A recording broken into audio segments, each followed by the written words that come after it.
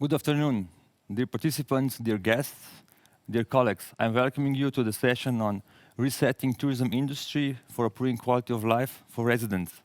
This session was specifically designed to address the territory where this year's ESPON seminar was supposed to take place or is taking place. So it was designed to tackle some questions, some issues, some open issues that actually are very familiar to residents of Bled and of the Julian Alps. My name is Tomaž Miklavčič. I work for the Ministry of the Environment and Spatial Planning here in Slovenia, and I'm also representing the ESPON contact point for Slovenia. I have a pleasure today to facilitate this session here from studio in Bled. We really regret actually that it's not possible that more of you will be here today with us, because we're really enjoying all, let's say, the benefits and the beauties of the area. The Julian Alps and its surroundings are an area of great landscape quality and beauty. The nature in most of the area is well preserved, and it's also recognizable as an area of great biodiversity. So this is also the reason why the Julian Alps as a whole are recognized as a UNESCO Biosphere reserve.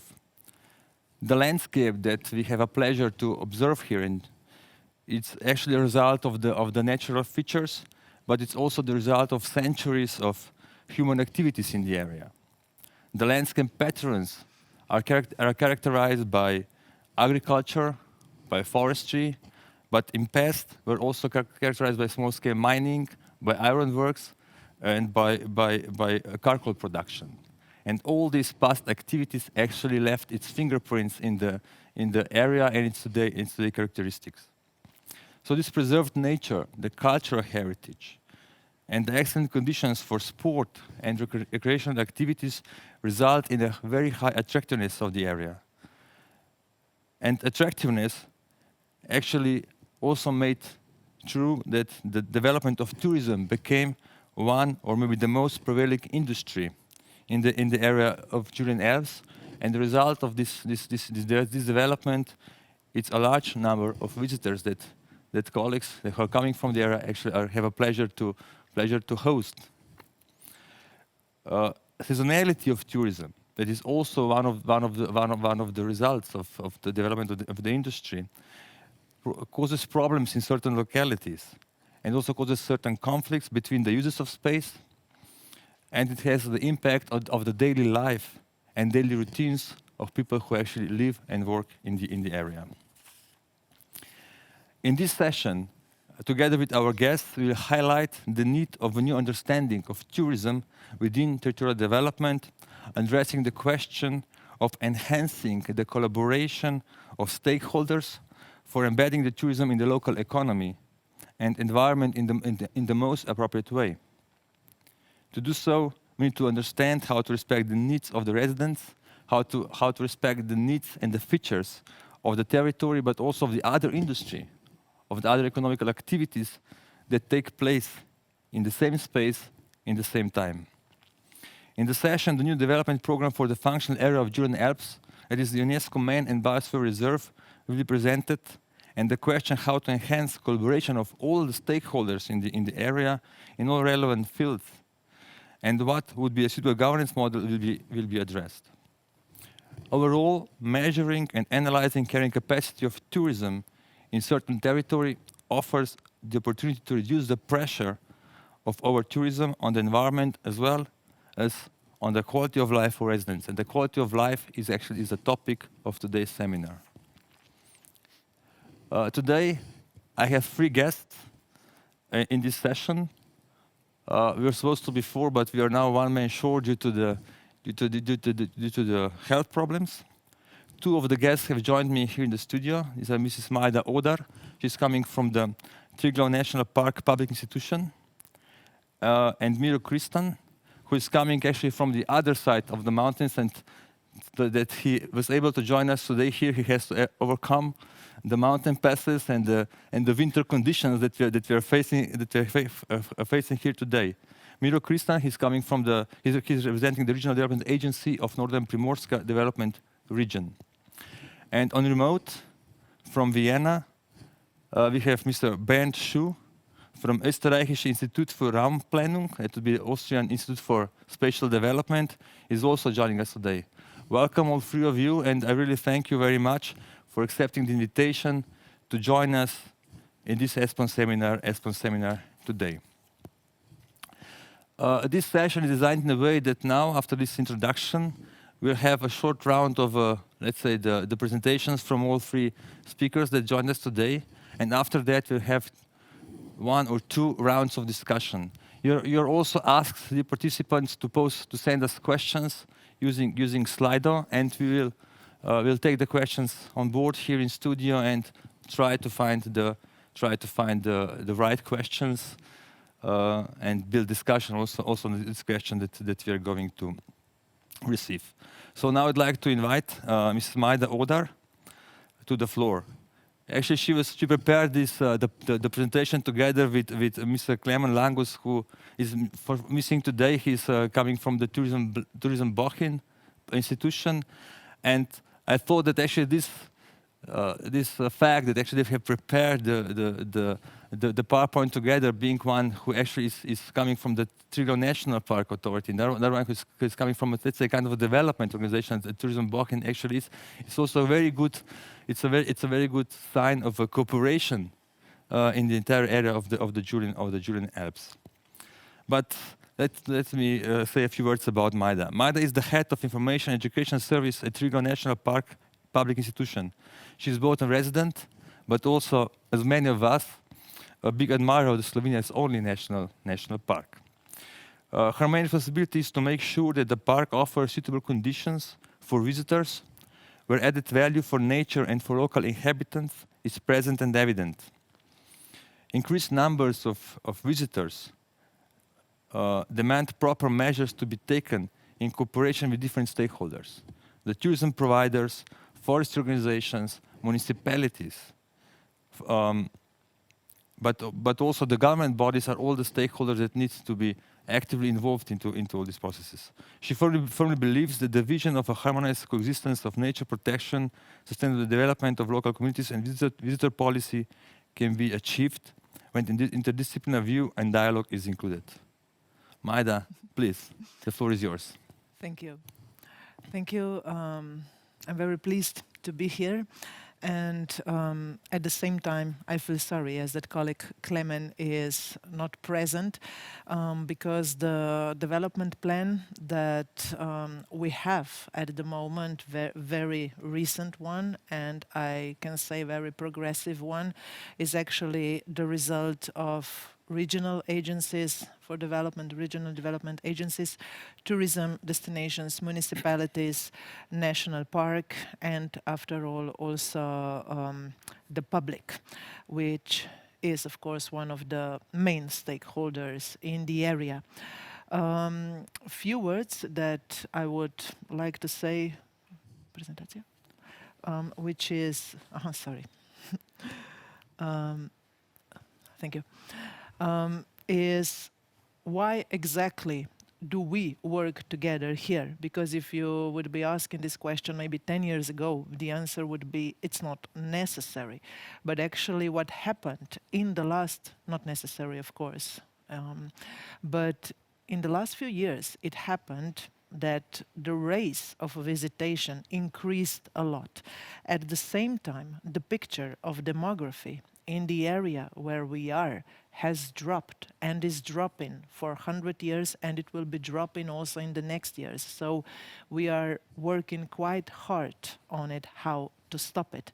The picture of national park with a biosphere area surrounding it is one of the most visited places in Slovenia, which takes around 20% of all Slovenian tourism. The record was of course in 2019, but also after COVID seasons they are getting very high again. For example, August 21 was the same like August 19. But at the same time, yes, we have villages getting emptier. We have also people giving up agriculture, turning into tourism. So what to do? And at the same time, also the number of the enormous, how to say, appearance of COVID which happened, we will try to take as a challenge. Here we have different views why exactly the development plan which we built together is necessary, not only in the terms of the area, but only in the relationship to ministries, to financing via European Union. But what we are aware in the last years is that people living in this area, they want to take action. Let it be regarding young people, let it be regarding small enterprises that we have, and how to make the life more suitable for them in this area. If I just say a few examples from everyday's life. For example, my family, we live in the national park, and you have Sundays in August or July where either you go out of the national park or you stay at home in your garden because going on the shore of Lake Bohinj is impossible to manage.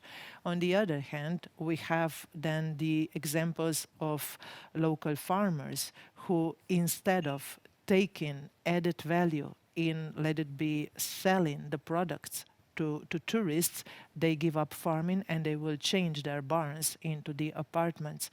Then another example that we have is like all the traffic jams we are facing. So after all, this interdisciplinary approach must be taken.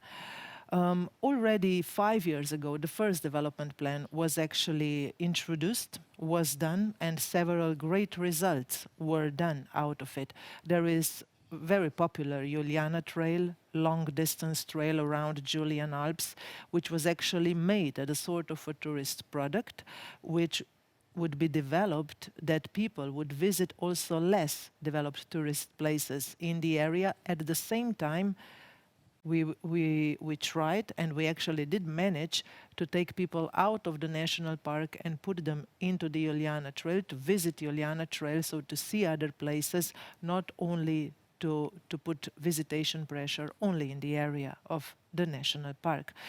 Then concerning about mobility, colleague Miro will let you know more about it later on. It is also the tool which must be done together with municipalities, together with destination, where it's impossible that only one stakeholder could be taken at all. Regarding the relations that are created in the space is, from my point of view, today totally, let it be, not normal, but totally usual and totally accepted that talking about the future plans that we do discuss together. Like on the other hand, if like colleague Klemen, who is absent today, usually says, we have here one garden, we cannot afford that one would be dealing with it in the morning, one at the noon, and another one in the evening. So the vision which we are facing has, of course, several different aspects.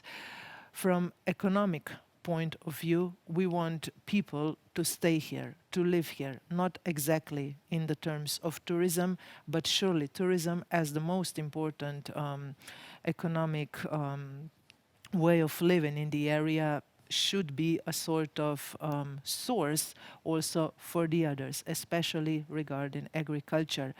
Talking about the environment, we are all facing today that, let it be daily visitors, let it be visitors who comes for several days in the area.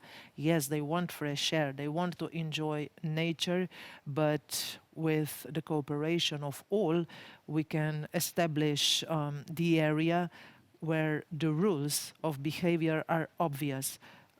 So introducing quiet zones for animals, for sensitive habitats, yes, this is what we are doing now. At the moment, of course, several issues we have on the table, but I believe that within a few years it will be totally normal.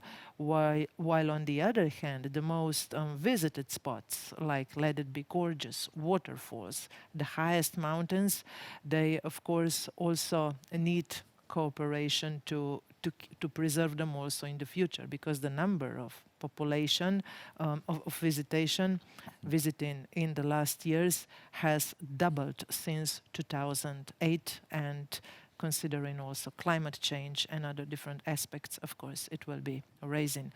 Talking about the guest, we want to invite the guest who is actually who expects the place which will be how to say, put as a garden, put as a living room. More about it a bit later on, and with appropriate approach in marketing, of course, this can be achieved. This is also what we are doing together with destinations.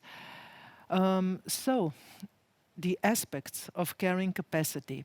Yes, we can measure it on the natural, on the social point of view, let it be environmental point of view, economical point of view, but certainly the aspects which we have here, they do demand quite broad integration of different stakeholders. So the point of the development plan, of the philosophy that we are developing in the Julian Alps, we could present as a living room.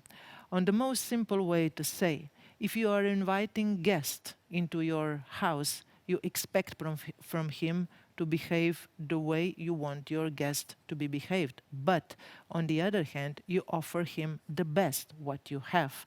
And here what we have is actually the scheme of the so-called traditionally tourist blocks. These are green and also blue, which don't have on the first sight any connection to tourism, but actually they have.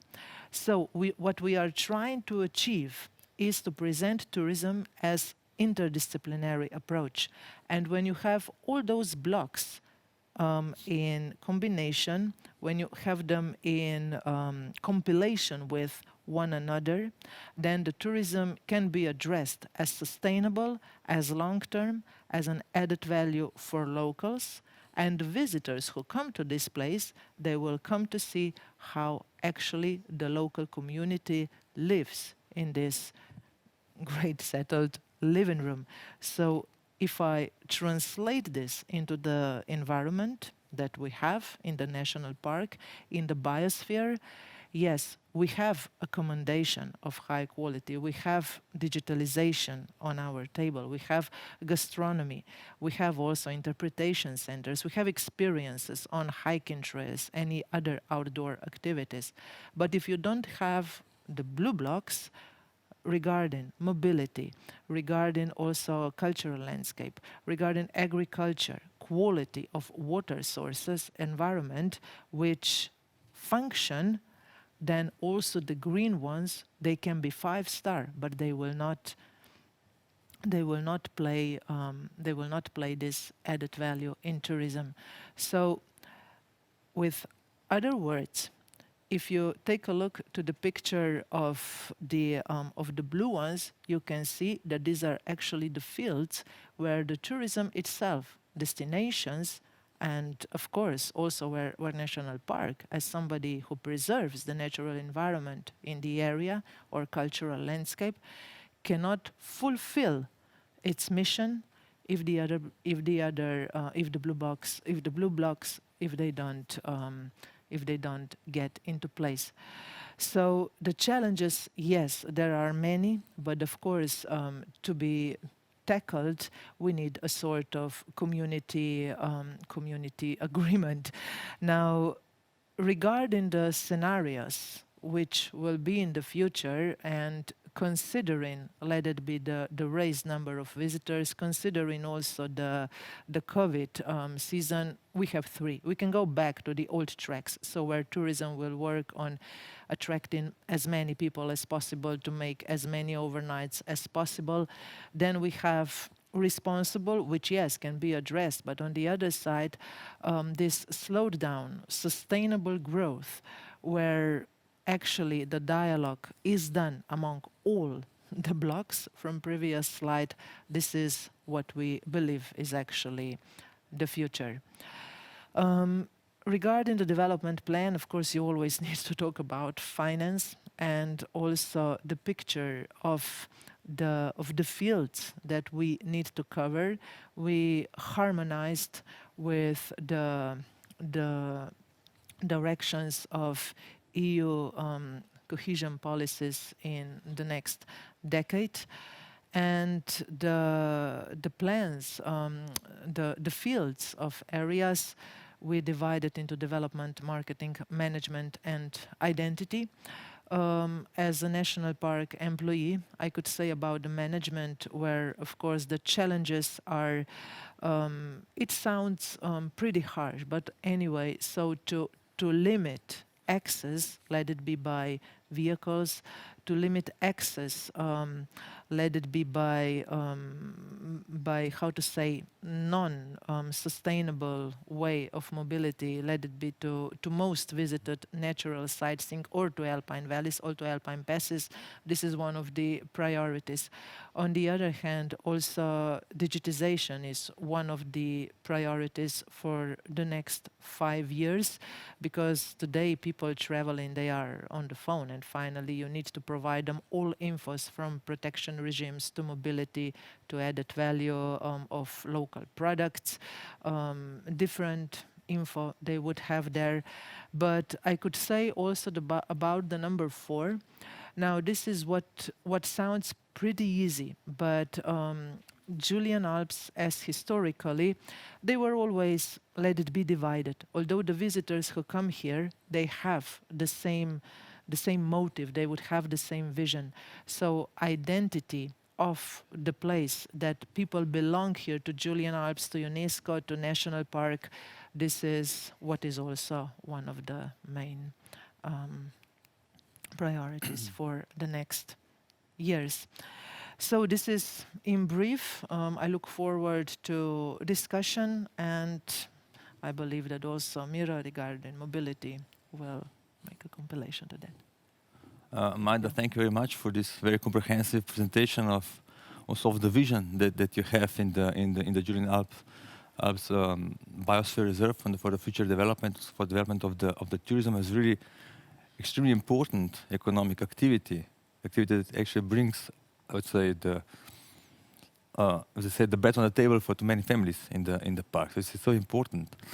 And thank you also for sharing with us, this view of the resident of the park who has to face, I would say, the crowds on the lake shore where they used to, swim when they were kids and so on. And I think that we, as visitors, often forget about this aspect of these places that we love to visit so much. I have to say, from my personal point of view, I very often come into the national park and the Julian Alps, and yeah, we learned in last year that this area is the best off season.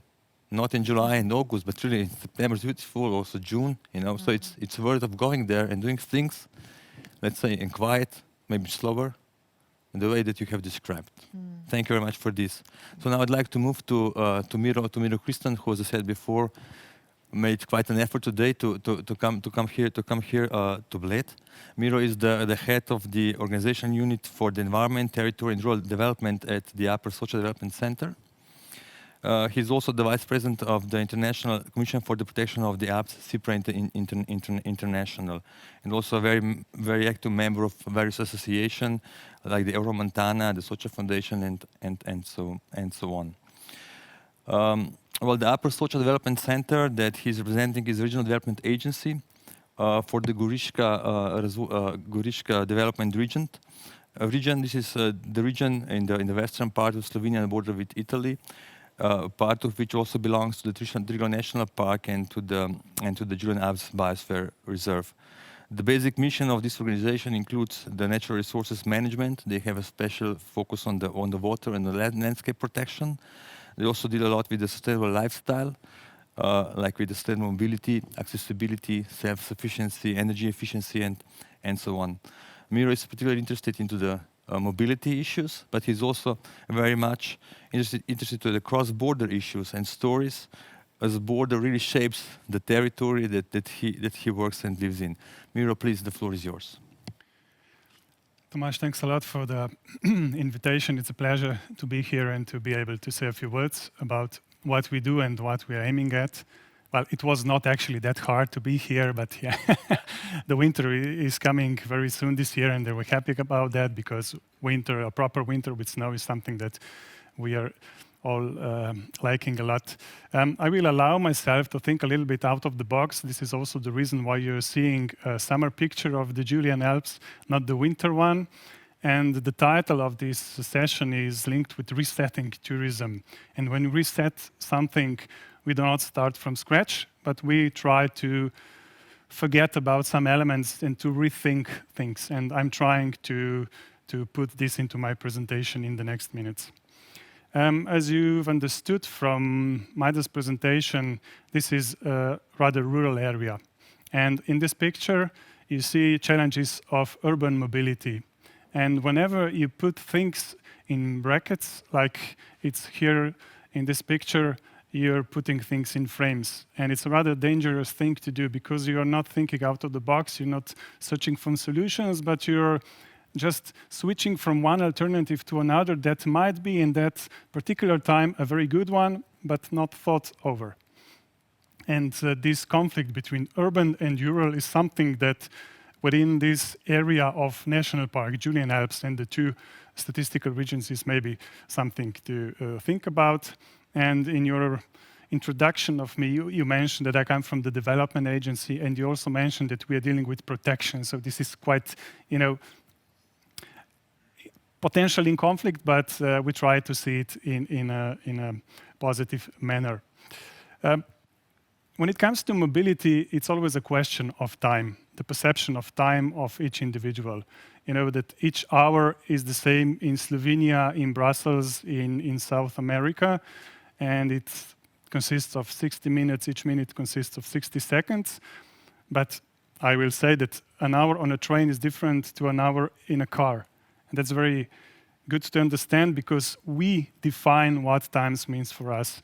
And this person that is obsessed with time is thinking about boarding a train. And that is a decision to be made by each of us. And this is something that changes the world, that changes the perspective of how we actually live. So I'm saying that mobility is defining our lifestyle and the quality of life. That is the topic of the whole conference. In a way, we are defining which way we go. Again, the way we go is expressing our mobility points, whether are changing the habits or are facing old habits die hard issue that is known from some songs. And it's a decision. It's not a precondition, it's a decision. And a decision has to be supported by, for sure, the models, by the governance, by different initiatives. To be practical, you know that Slovenia as a tourism destination, as a country, is perceived as a green destination. It is investing a lot to be perceived as such. But at the same time, are we addressing the potential customers, potential tourists to be green on their way coming to Slovenia? This plane here is green. Maybe one day we will have green planes, sort of carbon neutral. At the moment, not. So the alternative of giving them the chance to visit Slovenia by other means of transport, when it's possible, when it's feasible, when it's better, like train, even though it takes 2, 3, 4 hours more, is in a way already being in the destination, even though you're just traveling towards the destination. This is something to have in mind, also something that we within the Julian Alps family, if I'm allowed to say, and use this term, are trying to do. In Slovenia, with not having the governance level of the regions, even though we have statistical regions, even though we deal with regions in terms of projects, in terms of cooperation of municipalities, still between the local and the national, challenging or satisfying sometimes. But in terms of mobility, we have seen that the problem exists not on the regional level, not on the local level, not on the national, or maybe in all of the three mentioned, but on the problem-based region, on the functional region. In our case, these are the Julian Alps. Because of the patterns of the tourists, because of the potential visitor management, and because of the inhabitants that welcome the visitors with a happy face or not. This is something that we have to take care. And mobility is something that is a strong tool to do this exercise. When I mention mobility, I might mean also sometimes accessibility, because it's a term that goes beyond the scale of single mobility, but in the end, it's like that. We have done the SUMP, Sustainable Urban Mobility Plan, in the rural area. So again, the conflict between the common policies and the things that we need.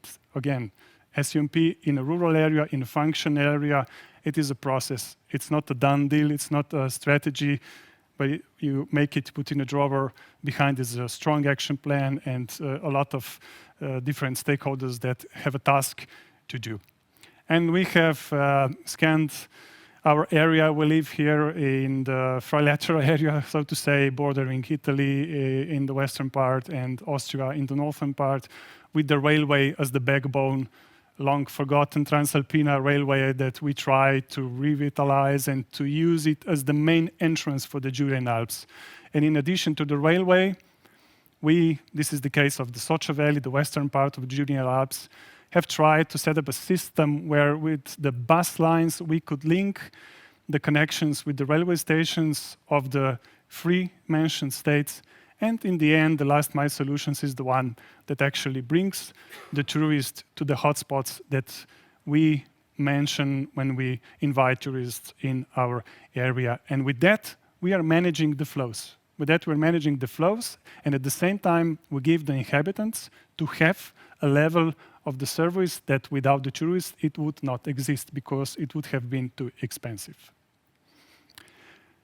Also, I have found out that within the slogan that we have, the Julian Alps, we take you there. We already integrated the mobility issue. So we are taking you from your home.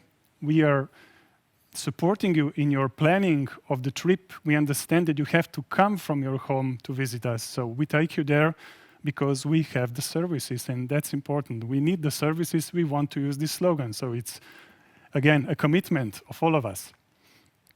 And one part of the commitment are the bus lines that we have integrated lately, and we are quite optimistic that this is the path we need to go forward. And the mobility is just one system, one structure that showcases the need to better address the problems in a particular area where the problems need to be solved. I mentioned before the governance, and the governance is not, a piece of concrete that is there for decades. It has to be changed, and we are here to change it. Okay, thanks. Okay, Miro, thank you very much. Thank you very much for your presentation, also for all the work that you're actually doing in the area to improve the mobility services. I also said that Klemen is not here with us today. Also in Bohinj, I think that in the last years really have made a tremendous step forward, in the using also all sorts of mobility measures, also for visitors, that allows us to, as the visitors, to use the soft mobility means like the boat, like the shuttle buses, to go around and to leave the cars at the edge of the Bohinj, and also to, I think, as a visitor, your experience is much better actually if you leave your car behind. That's often really a kind of a burden. Maybe just one more word. In the beginning you said that you are coming from the development agency dealing with the protection. Yeah, I think this is for me, it's very logical, because in the mindset I think that we are having more and more, the protection is not anti-development. And if this area would not be so well preserved, I think no one would come here. So this is really very important, I think, also to understand. But now I will go away from Bled. I would like to go to Vienna, to Bernd Schuh, who is going to join us from there at this workshop. I think many of you who are in the ESPON for a long time, you know Bernd quite well, because he's very, very often guest of the ESPON events, as he's very often dealing with the ESPON studies. Bernd has more than 30 years of work experience in the fields of environmental economics, regional and agricultural economics, and regional development. He's an economist specialized in regional and territorial development issues. He has been involved in the last year in several ESPON projects, he was developing tools like ESPON database, and also he was working with the ESPON TIA tool in the past. He's also dealing with the ESPON TV project, and what is really important for us today, he was leading the ESPON Turizem project that was actually dealing with the issue of over tourism in some areas. And in this project, it's also very important for us here in Slovenia. There are actually 4 case studies of 4 different Slovenian tourist areas. So, Bernd, thank you very much for that, and I know you're really a great. You really also know very much about the Slovenian reality in this respect. So I'm looking forward to your contribution, and the floor is yours. Thanks a lot for the invitation, and really, I'm awfully sorry not to be able to be with you. I love Bled very much. I know them. I know it from the work we did with ESPON. So all the best to you over there, and enjoy the lake and everything. Yeah. So my presentation will be actually a little bit of a an overview and a higher ground, so to say, from these problems. And I think still that the 2 colleagues made an excellent job in already pointing out the crucial elements there. So if I go to my next slide, I will actually show you not only, well, not necessarily the results of the ESPON tourism study, which we conducted together with 2 partners or 3 partners, the university, the Modul University here in Vienna, the university in Ljubljana, and the company Aloas in Slovenia, who was actually also involved in the setting up of the strategy for the Julian Alps, by the way.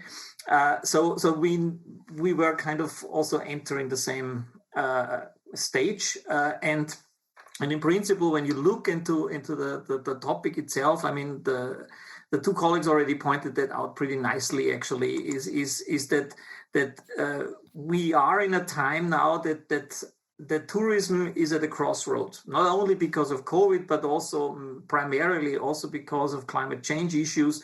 And we know that although tourism is just an economic sector as any other, it is very much, of course, creating and in a way path making for certain tendencies. And this path dependency also of the economic sector is much more prevalent, especially as already now in the chat, there was the question about winter tourism, where exactly this path dependency is so hard to overcome. And I think the colleagues from the Julian Alps know that much better than me.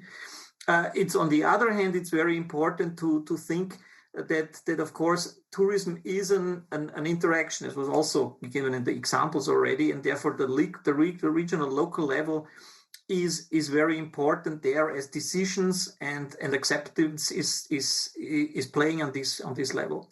And the last point is, of course, is that steering then this sector and also the regional development issues connected to it is, of course, always relying on evidence. I mean, no decision maker, especially not in tourism, will believe you if he or she doesn't really see what the problem is actually, apart from this hard evidence, which was given in the nice example that on a weekend you shouldn't go outside your own house, if you're living in this area, because it's overcrowded with tourists. But from a tourism perspective, this is kind of presenting itself in a different light. So therefore it needs some, let's say, evidence which gives that. And by that you can then identify hopefully these sensitive points. So the next slide I show you then that what we tried here in our project is to kind of connect the territorial reality as a context with the so to say systemic inflow or influence of tourism in various ways, in inflows, in intensities and others, And that leads us in a way to a picture of a very commonly used approach in systems theory, which gives us in a way something like the exposure by the tourist side and kind of connects that to the context on the other hand, and that leads us then to an overall impact, tourism impact, or if you want to find it then or compare it then with some limitations to the carrying capacity itself. So what is the carrying capacity methodology? Next slide, please. Is of course that we have something like a very process-oriented approach, like was described also from the Julian Alps strategy, and we followed very much this idea that you have to first enter the system by getting an overview and making a correct picture, but then already you step into the region and into the destination and find out these interlinkages between tourism and the territorial context, and try together with the stakeholders already to identify what are these connectivities and how can you possibly depict that. With that, you then go back and set up a set of territorial evidence by measuring, collecting information on the one hand on the tourist flows, but also on the context side. And with that, you go back to the region and you show these interlinkages in the best way by very, let's say, sexy pictures and maps, so that everybody can get a rough idea about what is really happening and how can be sensitive points identified. And that's then done in the last step where together with the stakeholders, you do then this identification of the capacity and the identification also of first steps of a strategic approach. So what did we do? Next slide, please. Is we were going into, as Tomaž said, into 4 regions, 4 destinations in Slovenia, as this was a stakeholder-driven project from ESPON, so targeted analysis, and we were happy to have the cities of Bled, then Brežice in the east of Slovenia as a spa destination. Then we had Divača as we all know, famous for its caves, as a natural heritage destination. And then we had the tricky part of a cross-border destination, Gorica Nova Gorica, as the last one. The same method as we already described is now about already, and this was also one of the kind of expectations from the project. It says that the method itself is applicable also to other circumstances, not only to Slovenia. And right now we are about to transfer this method to other regions in Europe. We are starting now the project in Ireland, where we have in the southwest of Ireland, peninsula where we apply it. Then we have contacts or interest from Malta and from Italy, also to use the method there. Next slide, please. So what we do is actually somehow we kind of show that these are some examples now of what is to be shown in terms of this evidence. On the one hand is of course the tourism flow, which is shown not only by the traditional statistics of tourism intensity, but is also using to some extent big data. What you can see here is, for instance, our heat maps stemming from OpenStreetMap data, where we can kind of localize the different points of interest, but also, of course, tourism infrastructure and other infrastructures.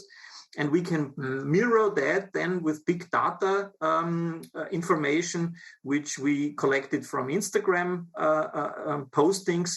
In our case, for instance, which also allowed us then in the bottom left corner in the slide to show also some sentiments, for instance, or do sentiment analysis. How do tourists, for instance, perceive the areas there?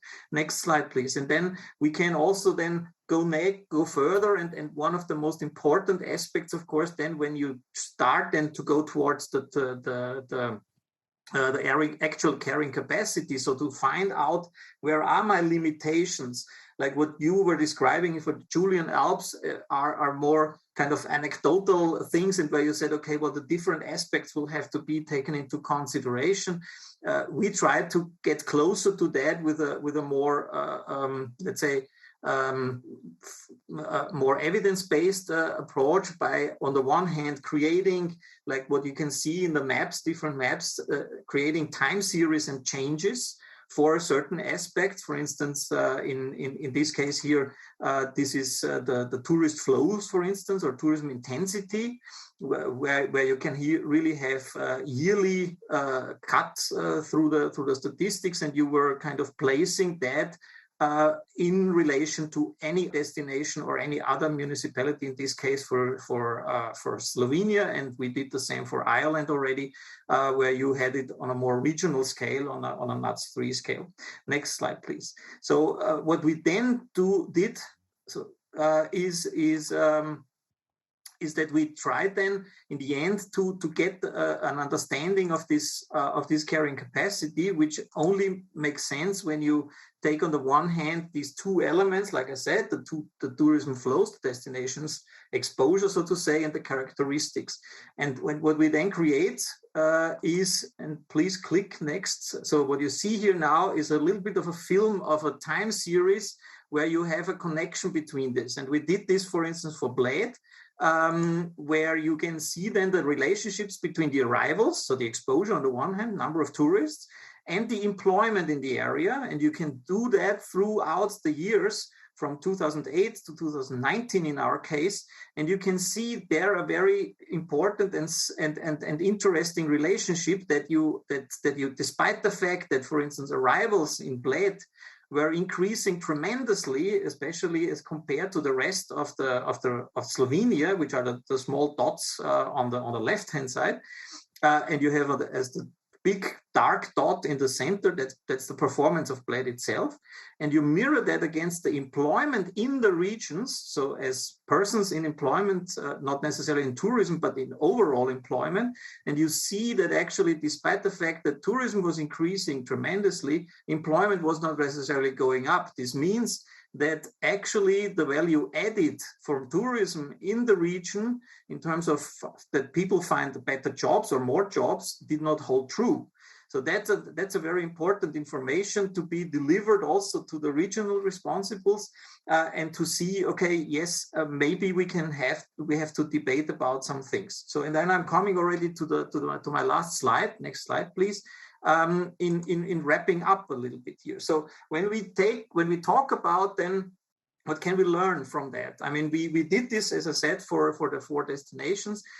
And it's as a summary, it's important to say that, of course, when you look into tourism, the first point is, of course, is it really an economic sector as any other, or is it really a territorial burden and exposure? It's true in both cases. I mean, you've seen from the colleagues from the Julian Alps that you can see it either way. And it follows nonetheless the logic and the law, so to say, of economic thinking.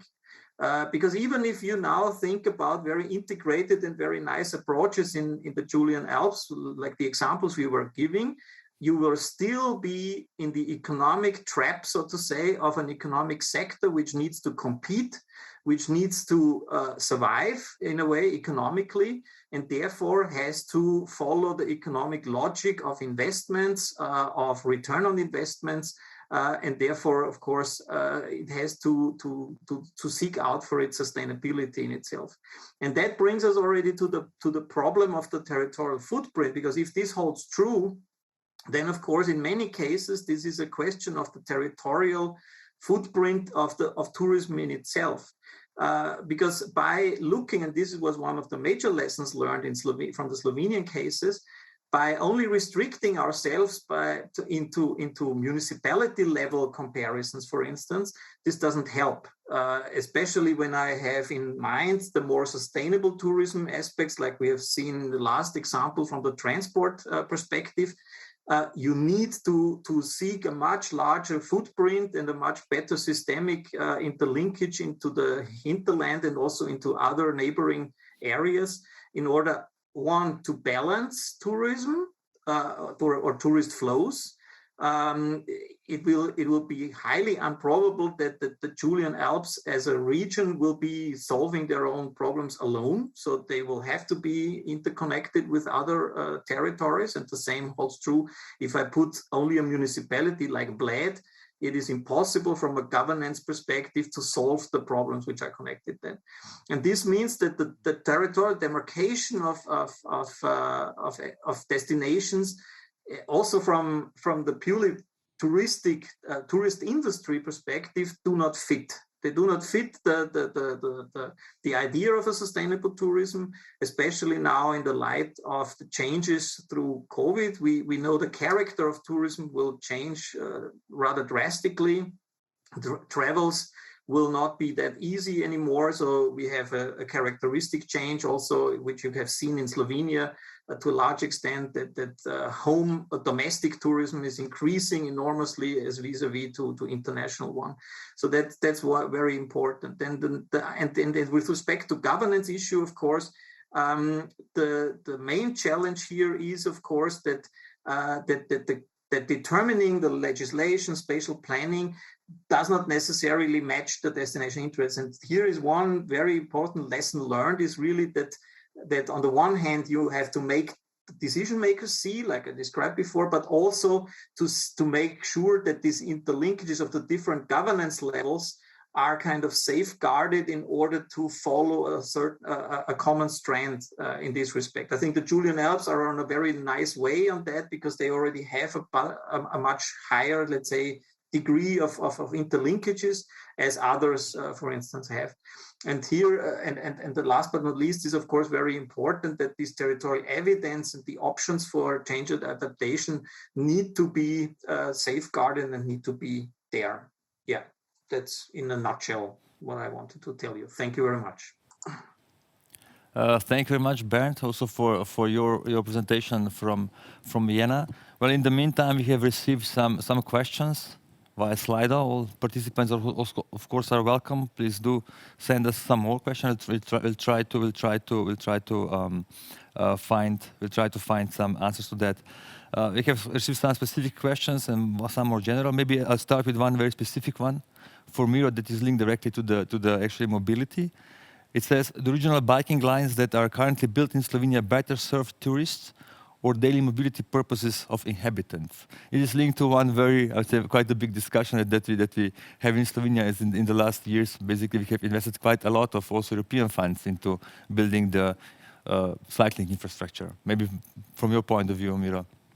Well, in principle, I would say it's quite a tricky question because it relates to the policies.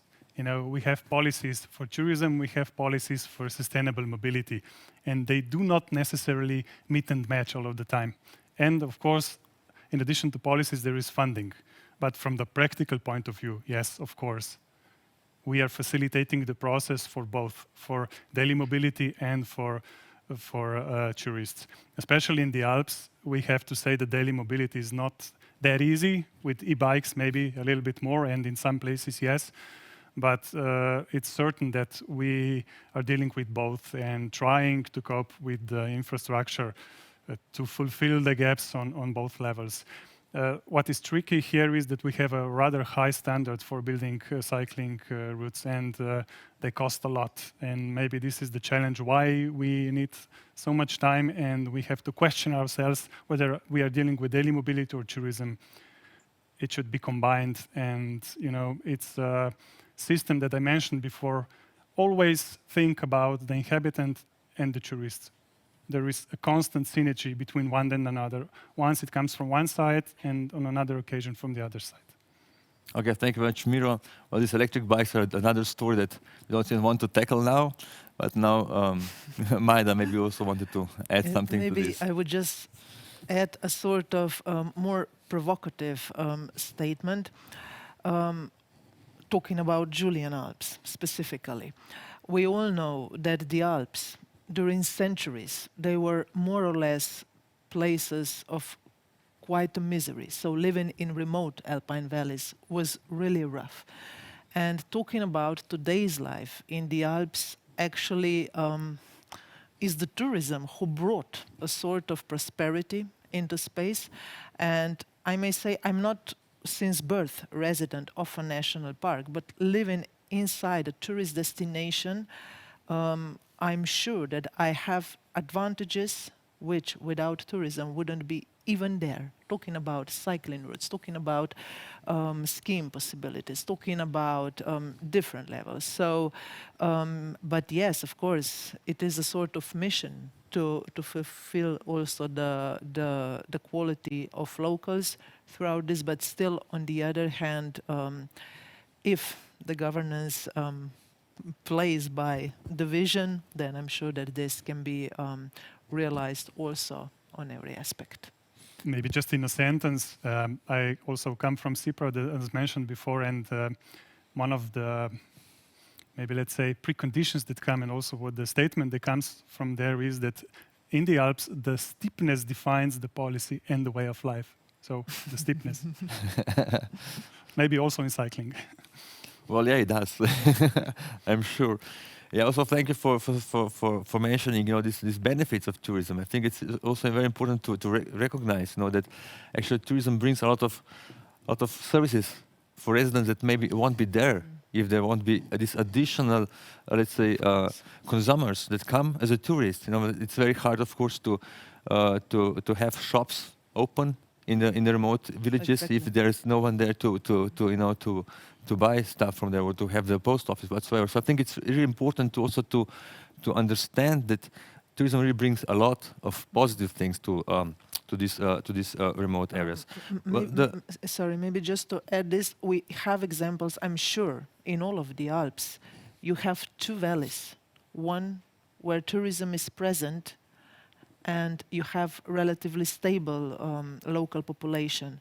The other one where there is no tourism and the demographic picture is really going down very fast. So this is what needs to be also taken into consideration, yes, when talking about advantages. Thanks. Thank you very much, Majda, for this. Well, the second question we got is actually linked with the next discussion round that we wanted to that we're going to address, and actually would like to address the issue of the issue of governance, the issue of the collaboration of relevant stakeholders in the let's say in the tourist, but also other areas. With, of course, the specific view on the Julian Alps. We know that I'm also coming from, let's say, for special development waters or from that field, and we know how actually important is that we have many stakeholders on board when we're discussing about the issues that are about development issues. On one hand, it's very hard to get them at the same table because we are still all of us. Although we are thinking differently, but all of us somehow we are living in our own silos, and it's very hard to break those silos. But on the other hand, also when you break the silos, it's very hard then to continue with the cooperation or to keep the process alive.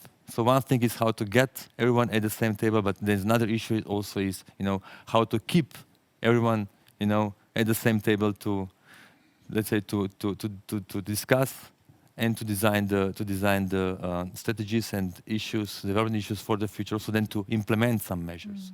So maybe I think this what you also presented before, Majda, about the Julian Alps and the strategy that you have, it's quite interesting example of cooperation, but I'm sure that also you're dealing with all sorts of different obstacles in this cooperation. So maybe if you can say a few words about that. I may say, since I consider myself as an optimistic type of person, that protecting nature is a sort of agreement of a society which is mature enough to be able to reach it.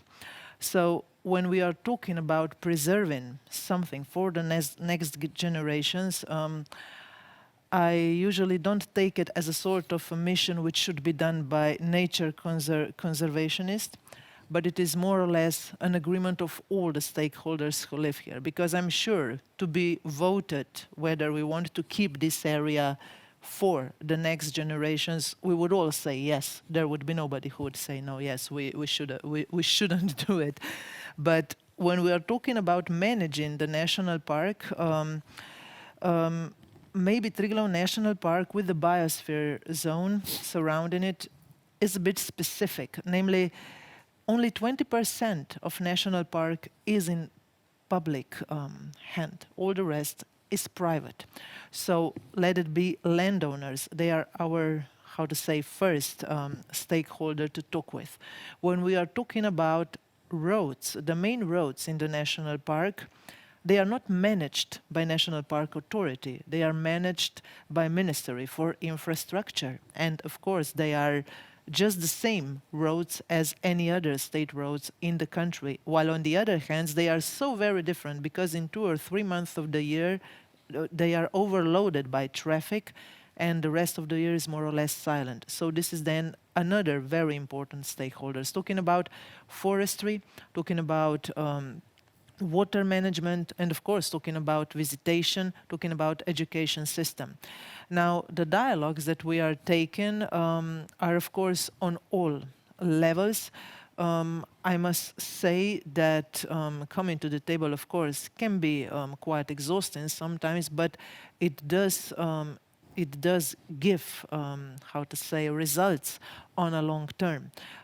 Mentioning mobility is one of the most typical cases where you must work from bottom up, and at the same time you need really strong support from ministries who are taken into that sort of activities.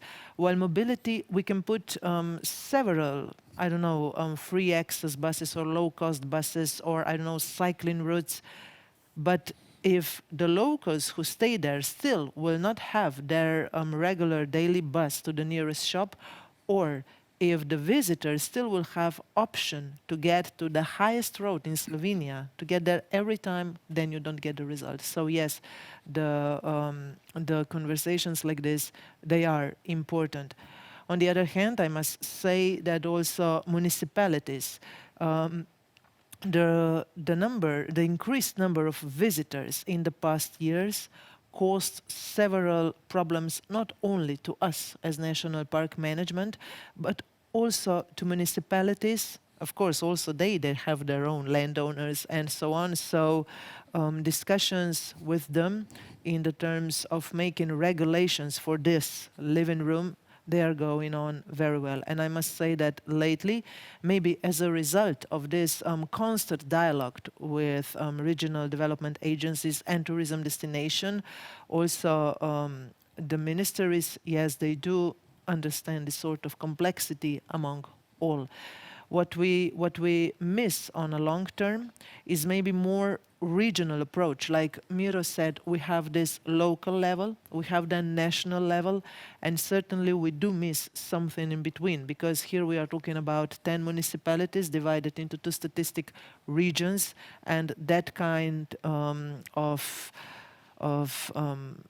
conversations can be sometimes done very hard way, especially having in mind that we are only National Park Authority and that regional development agencies, we have actually 3 in this region. So yes, maybe I should say that this regional aspect is missing, but I believe that with this bottom-up approach, this can be done too. Yeah, thank you very much, Majda. This administrative diversity does not help, I would say. A lot of municipalities, 2 different development regions, even the, let's say, the western part of the German Alps also in the different countries. So there are all sorts of different, let's say, key players who has to be involved in such a important process. But maybe now I'll go to you, Bernd. You work with several Slovenian stakeholders, municipalities, also as we saw in your tourism project. So, what in your opinion would be, let's say, an appropriate approach that would ensure a better collaboration of the different stakeholders at also different government levels? Yeah, thanks. I mean, first let me get back to what was said before. I mean, to this the governance aspect is then connected. I think in especially in tourism, but in any other economic sectors. You were mentioning, Tomaž, in the beginning that the area where you are right now, the Julian Alps and Bled, they are kind of formed by different economic activities. And in the last years, the dominant one was tourism, like you said, and the examples were given that without tourism, then certain economic development issues were not to be achieved. However, as everywhere, I would assume that here again, the amount makes the poisoning, so to say, take it from medicine. So if you have a strong domination of one economic center in a territorial setting, of course, then the disadvantages will then also become very soon visible. And then, of course, this balancing on the governance level of the mismatch of the different economic and social activities within the territories, they become more eminent, right? Because if I have a very equally balanced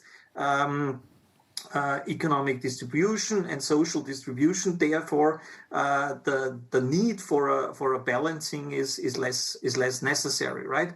But if I have this strong dominance of one sector, of course, this balancing is more difficult and is called for. So then either you have then a strong, and that's now depending on your regime of the different systems. And here Slovenia is certainly in the tradition of a very decentralized governance system, so to say, unlike other European countries. And that, of course, leads then to the conflicts between these levels, and especially the issues about who is then telling whom what to do.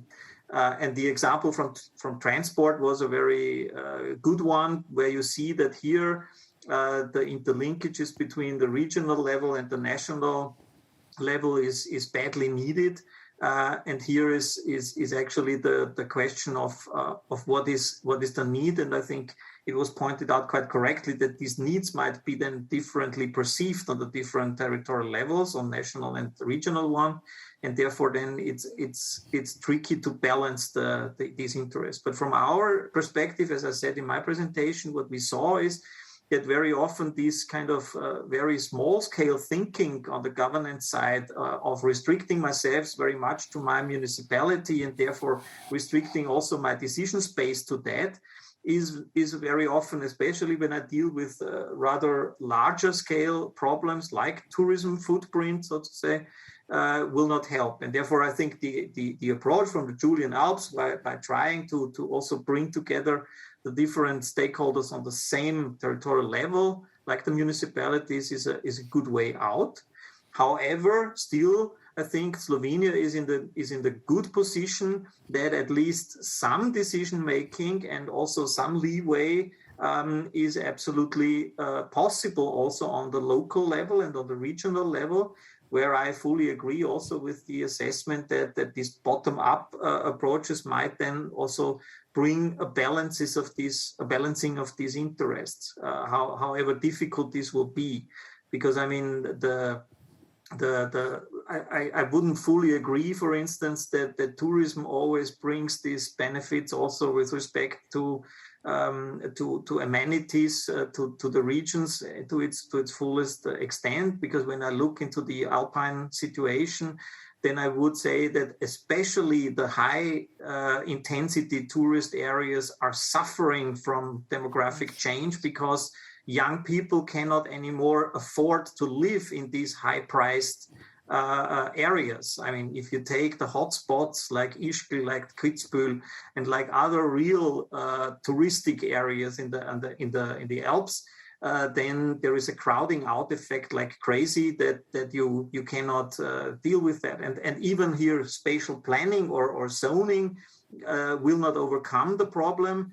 That can only be solved on the local level, where then the mayors have to intervene and say, okay, well, I set aside areas and land for my people, for the people to stay in the area and to have affordable land prices, for instance. I mean, that's maybe not so much the case yet in Slovenia, maybe in Bled in certain areas, but that's certainly something to be taken into consideration.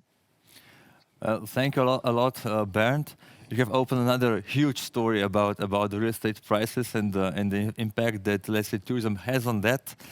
You have opened the question of the housing crisis, but you only have 5 minutes left, so we are not going to open this issue. But yeah, it's something that's really known also in the area of Julian Alps, also in other Slovenian cities, and maybe just to as you're dealing today with the quality of life. In this spin-off project that was done on the Slovenian coast, actually the housing was the issue that was actually on the top as a problem, as also the issue that actually is affecting the quality of life of residents. So I think this is really very important topic. But just now, for the end, because we don't have much time, I will just like to give the floor to Miro. And I have mentioned twice, I think, today, this cross-border dimension. It's also, I think, very important in the governance and cooperation issue. So maybe if you can say a few words, Miro, about the cross-border cooperation that you're also a part of in the Posoški, in the Soča Valley. Maybe from the point of view of the cross-border mobility and accessibility. Yeah, for sure. We crash against the different governance systems at the first point. You know, in Italy, we have the region that is the strongest Slovenian state, and the state does not truly discuss with the region, and the region does not discuss with the municipality in case of Slovenia. So we are in a mix of everything, but in the end, it's the necessity that pushes us towards content, and the content is the driver here. So we have to forget about the difference in the governance systems and discuss about the content. It takes more time, yes, for sure. But in the end, if we take into account the mobility system, it does not work if two systems do not meet.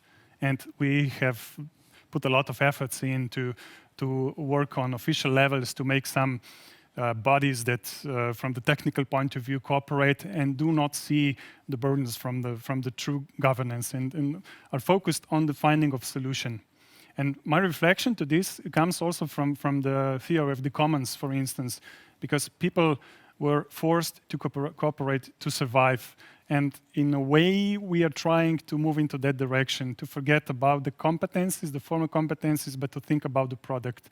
A tourist that comes does not care about who is the provider of the bus from one or the other side of the border. He's interested in the service, and the services have to be interlinked. And this is something where we should focus also in the future. In terms of regional development, the programs that we make are always looking beyond the border, because we seek for services on the other side and the other way around. And this has to be reflected also in terms of tourism. Maybe the Interreg cross-border programs are a very important point where we can overcome these formal obstacles that are present. Okay, thank you very much, Miro. We are coming towards the end to this session. It's just very interesting. I'm really glad that I'm also part of it.